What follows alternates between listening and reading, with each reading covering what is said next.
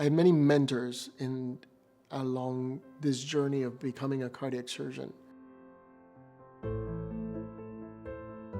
Back in the day, in 2002, I had a mentor who I hold very dear to heart, is Rafael Espara, who was the first person that I saw do open heart surgery. And that person really encouraged me to become a cardiac surgeon, so he's the first one.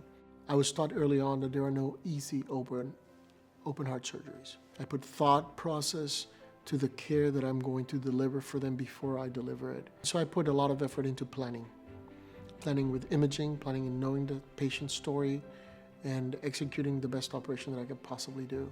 And then afterwards, they're people, right? They're not a number. They're not on a conveyor belt. They're a family of somebody. They're somebody's daughter or father. And that's the way I see it. I'm Dr. Castillo Sang, and if you need me, I'm right here.